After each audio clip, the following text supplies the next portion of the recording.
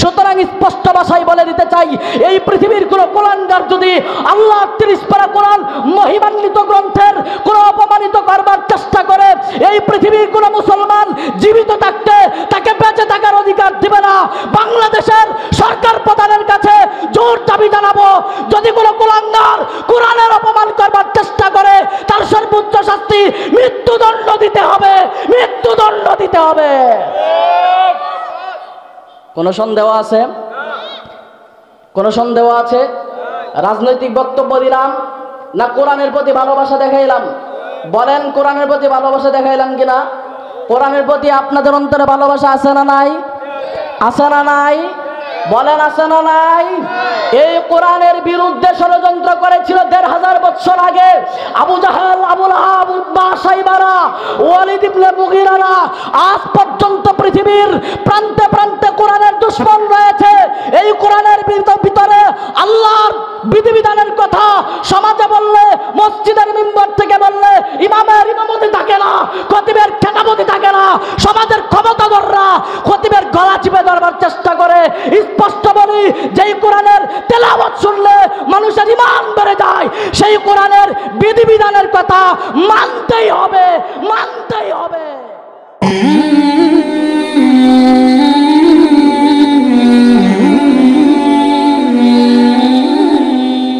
আলহামদুলিল্লাহি ওয়া কাফা ওয়া সালামুন আলা ইবাদিহিল্লাযীনা ইসতাফা।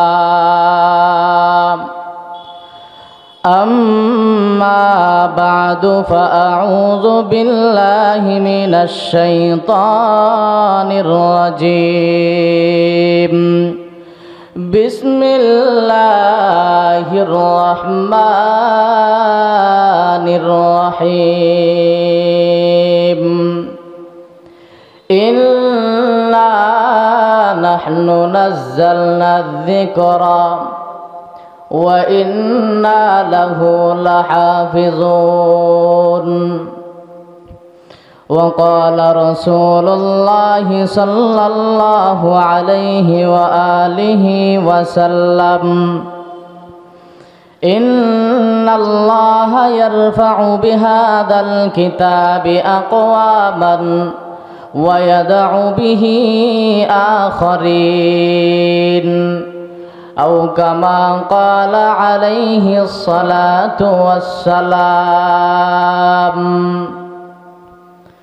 عاشق برادر شهنشاه دو عالم، عاشق برادر شهنشاه دو عالم. مشقوں سے زیادہ مبارک جس کا پسینہ، مشقوں سے زیادہ مبارک جس کا پسینہ. میں عاشق مولا ہوں میرا عشق دیوانہ، میں عاشق مولا ہوں میرا عشق دیوانہ. یہ جملہ جہاں جس کی تجلی سے اجالا، یہ جملہ جہاں جس کی تجلی سے اجالا. আলহামদুলিল্লাহ।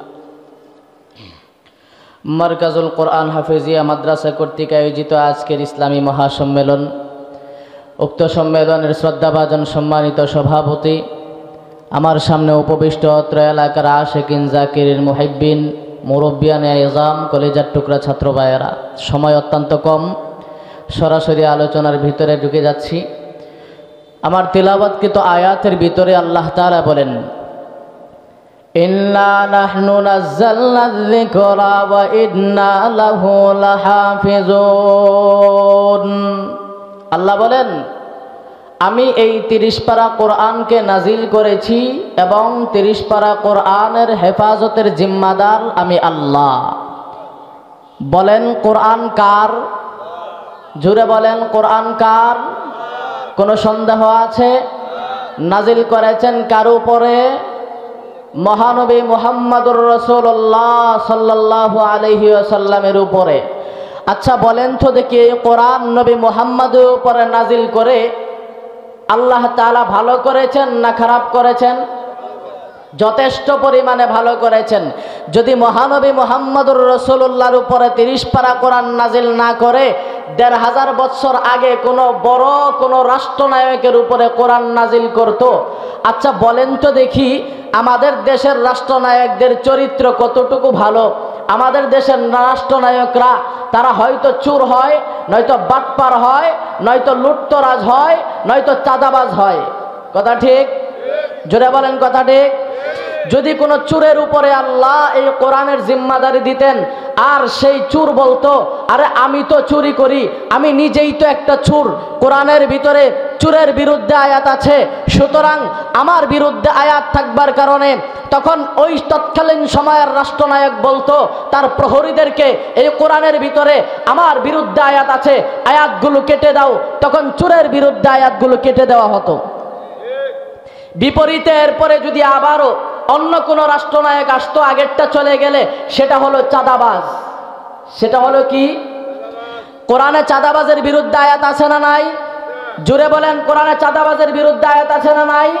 সেই চাঁদাবাজ তৎকালীন সময়ে তার এমপি মন্ত্রীদেরকে বলতো, এই কোরআনের জিম্মাদারি আল্লাহ আমার উপরে রেখেছেন, সুতরাং কোরআনের ভিতরে চাঁদাবাজির বিরুদ্ধে আয়াত আছে, আমি হলাম চাঁদাবাজ, এই কোরআনের আয়াতগুলো কেটে দাও।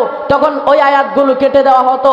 আচ্ছা বলেন তো দেখি, ১৫০০ বছর আগ থেকে আস্তে আস্তে যদি শেখ হাসিনা পর্যন্ত আসতো, তাহলে একটা আয়াত খুঁজে পাওয়া যেত কোরআনের? সবাই বলেন, কোরআনের একটা আয়াত খুঁজে পাওয়া যেত? কারণ এই দেশের ভিতরে বিগত ২৪ সালের আগ পর্যন্ত যখন শেখ হাসিনা ক্ষমতায় ছিল, এমন কোনো অপরাধ নাই যে অপরাধ তার ভিতরে ছিল না। তার ভিতরে যত অপরাধ আছে, সমস্ত অপরাধের বিরুদ্ধে কোরআনে কারিমের ভিতরে আয়াত আছে। এই কোরআনে কারিমের ভিতরে হাসিনার বিরুদ্ধে সমস্ত আয়াত থাকবার কারণে সে তখন বলতো তার এমপি মন্ত্রীদেরকে, কোরআন আল্লাহ আমার উপরে জিম্মাদারি দিয়েছেন, সুতরাং আমি হলাম চাঁদাবাজ, এই কোরআনের ভিতরে চাঁদার বিরুদ্ধে আয়াতগুলো কেটে দাও। আমি হলাম সন্ত্রাস, কোরআনের ভিতরে সন্ত্রাসের বিরুদ্ধে আয়াতগুলো কেটে দাও।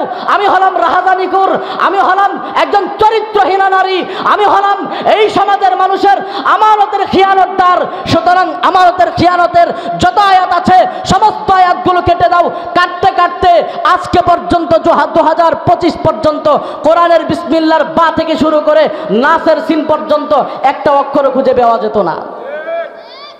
পাইতেন খুঁজা?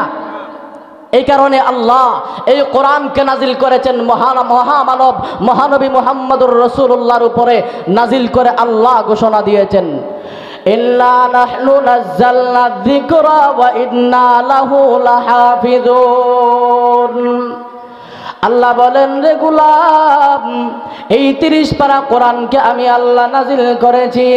হ্যাঁ ভাই, এই 30 পারা কোরআনকে আমার আল্লাহ নাজিল করে আল্লাহ শুধু এমনি ছেড়ে দেন নাই, আমার আল্লাহ স্পষ্ট ভাষায় ঘোষণা দিয়েছেন, ওয়া ইন্না লাহু লাহাফিজুন। এ দুনিয়ার মুসলমান, ভালো করে শোনো, এই 30 পারা কোরআন আমি আল্লাহ নাজিল করলাম, আমি এর হেফাজতের জিম্মাদারি নিয়ে নিলাম। এখন আপনাদের কাছে প্রশ্ন হলো, আল্লাহ আসমান থেকে দুনিয়াতে আইসা কি কোরআনের হেফাজত করবেননি? জোরে বলেন, আসমান থেকে আমার আল্লাহ দুনিয়াতে আইসা 30 পারা কোরআনের হেফাজতের জিম্মাদারি নেবেন না, বরঞ্চ এই দুনিয়ার ভিতরে আল্লাহ এমন কিছু মানুষদেরকে তৈরি করবেন, এক শ্রেণীর মানুষরা হাফেজি মাদ্রাসা তৈরি করবে। এই মার্কাজুল কোরআন হাফেজিয়া মাদ্রাসার মতো একটা হাফেজি মাদ্রাসা তৈরি করবে। এখানে কিছু কমিটির লোকেরা আছে, এরা এই মাদ্রাসা পরিচালনা করবে। এই মাদ্রাসায় কিছু ছাত্র আছে, এই ছাত্ররা মাদ্রাসায় পড়াশোনা করবে। এই এলাকার মানুষরা এই হাফেজি মাদ্রাসার ভিতরে তারা সহযোগিতা করবে। এই 4 প্রকার মানুষদেরকে দিয়া আল্লাহ এই হাফেজি কোরআনের মাদ্রাসাগুলোকে হেফাজত করবেন, এই কোরআনকে হেফাজত করবেন। এই কোরআনকে একজন ছোট্ট হাফেজে কোরআনের সিনার ভিতরে আল্লাহ 30 পারা কোরআনকে ঢুকায়া দিয়া কোরআনের হেফাজত করবেন। পৃথিবীর সমস্ত নাস্তিক মুরতাদরা যদি, পৃথিবীর সমস্ত কাফির বেদিন বেঈমানরা যদি এই পৃথিবীর যত বেঈমানরা আছে সমস্ত বেঈমানরা মিলে যদি পৃথিবীর যত কোরআন আছে ছাপার কোরআনগুলাকে যদি একত্রিত করে আগুনে জ্বালায়া দেয়, যত ছাপার কোরআন আছে সমস্ত ছাপার কোরআনগুলাকে যদি একত্রিত করে সমুদ্রে ভাসা দেয়, এরপরেও আল্লাহর 30 পারা কোরআনের একটা অক্ষরের বিন্দু পরিমাণ ক্ষতি হবে না। এই পৃথিবীর যত নাস্তিক মুরতাদরা আছে এরা যদি সমস্ত মুরতাদরা, সমস্ত নাস্তিক বেঈমানেরা, সমস্ত ক্ষমতাধরেরা ঐক্যবদ্ধভাবে যদি পৃথিবীর সমস্ত ছাপার কোরআনকে একত্রিত করে জ্বালিয়ে দেয়, এরপরেও কোরআনের বিন্দু পরিমাণ ক্ষতি করতে পারবে না। কারণ এই কোরআনের হেফাজতের জিম্মাদার কে? জোরে বলেন, হেফাজতের জিম্মাদার কে? এতে কোনো সন্দেহ আছে? আপনারা দেখেছেন বিগত 1-1.5 মাস আগে আমাদের বাংলাদেশের একটা নামকরা বিশ্ববিদ্যালয় নর্থ সাউথ ইউনিভার্সিটি ঢাকার বিশ্ববিদ্যালয়ের ভিতরে এক হিন্দু সন্ত্রাস ইসকনের বাহিনী সেই কুলাঙ্গার আল্লাহর 30 পারা কোরআন মহিমান্বিত গ্রন্থ এই কোরআনকে মাটিতে ফেলে লাইভে এসে সেই কোরআনকে পদপৃষ্ট করেছে। কোরআন দিয়ে সে ফুটবল খেলেছে। কোরআন দিয়ে সে কি খেলেছে? জুড়ে বলেন, কি খেলেছে? কোরআন দিয়ে সে ফুটবল খেলেছে। এই কথাটা শোনার পরে যে এই কাজটা করছে আপনাদের ভিতরে কেউ তার প্রতি ভালোবাসা জন্মাইছে নাকি? বলেন, ভালোবাসা জন্মাইছে? সামনে থাকলে তাকে কি করতেন? এইটা হলো ইমানি কুওয়াত, ইমানি ক্ষমতা মিয়া। এই মুসলমানের ভিতরে যতক্ষণ পর্যন্ত ইমানের শক্তি থাকবে ততক্ষণ পর্যন্ত মুসলমানকে পৃথিবীর কোনো ক্ষমতাধর, পৃথিবীর কোনো সন্ত্রাস একজন মুসলমানকে বিন্দু পরিমাণ ক্ষতি করতে পারবে না। সুতরাং এই কুলাঙ্গার কোরআনের ক্ষতি করেছে না কোরআনের প্রতি আমাদের অন্তরে আরো ভালোবাসা বাড়িয়ে দিয়েছে? কেমনে বুঝবেন? যেদিন থেকে সেই কোরআনকে অপমানিত করেছে সেদিন দেখবেন সারা বাংলাদেশের স্কুল কলেজ ভার্সিটির সন্তানেরা রাজপথে নেমে এসেছে। ওই কুলাঙ্গারের সর্বোচ্চ শাস্তির দাবি করেছে সরকার মহোদয়ের কাছে, সরকার প্রধানের কাছে। এই দাবি করেছে কারণ কি? এই আকাম করবার কারণে প্রত্যেকটা মানুষের অন্তরের ভিতরে কোরআনের ভালোবাসা বেড়ে গিয়েছে। সে যদি এই কাজ না করতো তাহলে কেউ তো রাজপথে যাইতো না। আলাদাভাবে কোরআনের প্রতি ভালোবাসা প্রদর্শন করবার কোনো প্রয়োজন ছিল না। প্রদর্শন করেছে, কোরআনকে অপমান করেছে। কোরআনের ভিতরে আমাদের মোহাব্বত আছে, কোরআনের মোহাব্বত প্রতিটা মানুষের ভিতরে আছে।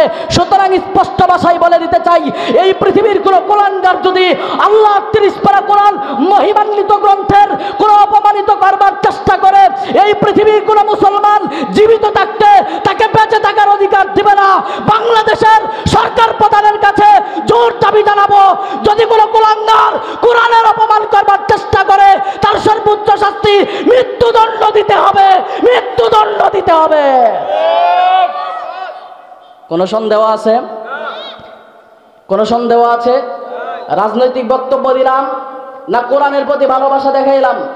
বলেন, কোরআনের প্রতি ভালোবাসা দেখাইলাম কিনা? কোরআনের প্রতি আপনাদের অন্তরে ভালোবাসা আছে না নাই? আছে না নাই? বলেন, আছে না নাই?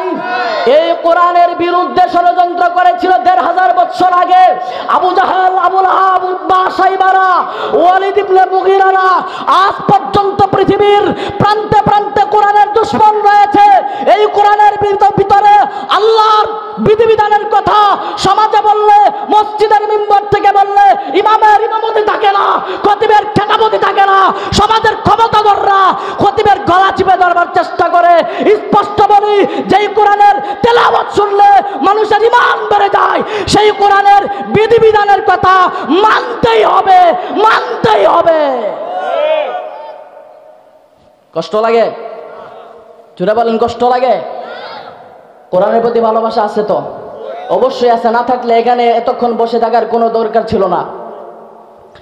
এই কোরআনের বিরুদ্ধাচারণ করেছিল তৎকালীন সময়ের আবু জাহেল, আবু লাহাবরা। ভাইয়েরা আমার, লক্ষ্য করে দেখেন বিশ্বনবী সাল্লাল্লাহু আলাইহি ওয়াসাল্লামের উপরে আল্লাহ 30 পারা কোরআন নাযিল করেছেন নবীর উপরে। 40 বছর অতিক্রান্ত হওয়ার পরে 40 বছর আগে নবী মুহাম্মদ তৎকালীন সময়ের কাফির বেঈমানদের কাছে আল আমিন ছিল, ভালো ছিল। নবী মুহাম্মদকে সবাই বলতো নবী মুহাম্মদ আল আমিন, নবী মুহাম্মদ সম্ভ্রান্ত পরিবারের মানুষ, নবী মুহাম্মদ সবচাইতে সেরা মানব, ওই সময়ের কাফির বেদিন বেঈমানদের যে সমস্ত আমানত ছিল, সমস্ত আমানতগুলা মুহাম্মদের হাতে তারা হস্তান্তর করেছিল। তৎকালীন সময়ে তারা জানতো নবী মুহাম্মদ যদি আমানতের হেফাজত করে তাহলে নবী মুহাম্মদই করবে, এই পৃথিবীতে আর কেউ নাই নবী মুহাম্মদের উপরে আমানতের জিম্মাদারি করতে। সুতরাং সমস্ত কাফিররা নবীকে আল আমিন উপাধি দিয়েছিল। মহানবী মুহাম্মদুর রাসূলুল্লাহ 40 বছর যখন অতিক্রান্ত হয়েছে, আল্লাহর পক্ষ থেকে যখন কোরআন নাজিল হয়েছে, কোরআনের বিধিবিধানের কথা যখন সমাজে বলা শুরু করে দিয়েছেন, তখন সমস্ত কাফির বেদিন বেঈমানেরা বলা শুরু করে দিয়েছে মুহাম্মদ তো মাথা খারাপ হয়ে গেছে, মুহাম্মদ জাদুঘর, মুহাম্মদের মাথা নষ্ট হয়ে গেছে। আচ্ছা বলেন তো দেখি, 40 বছর আগে কি নবী মুহাম্মদকে এই কথা বলছে? সবাই বলেন, বলছে কখন? বলছে কখন? বলছে তো 40 বছরের পরে, যখন কোরআনের বিধিবিধানের কথা সমাজে বলছিল তখন নবী মুহাম্মদকে পাগল বলেছিল, তবে তখন নবী মুহাম্মদকে মাতাল বলেছিল, জাদুকর বলেছিল। এর আগে তো বলে নাই। বলেছে কখন? কোরআনের বিধানের কথা বলবার কারণে। এই সমাজের ভিতরেও তৎকালীন সময়ের কিছু দূষররা তারাও রয়েছে। কোরআনের যখন জান্নাত জাহান্নামের বয়ান শোনায় তখন সবার কাছে ভালো লাগে, কোরআনের তিলাওয়াত যখন শোনায় সবার কাছে ভালো লাগে, সেই তিলাওয়াতের ব্যাখ্যা বিশ্লেষণ করলে সমাজের মানুষের কাছে ভালো লাগে না। এরা বুঝতে হবে এই সমাজের ভিতরে ওই সমাজের আবু জাহেল, আবু লাহাব, উতবা, সাইবাদের চেলা চামুন্ডা ছাড়া আর কেউ না। এই সমাজের ভালো মানুষরা কোরআনের বিরুদ্ধে পদক্ষেপ নিতে পারে না। এই সমাজের ভালো মানুষরা কোরআনের সমস্ত বিধিবিধানের বিরুদ্ধে অবস্থান নিতে পারে না।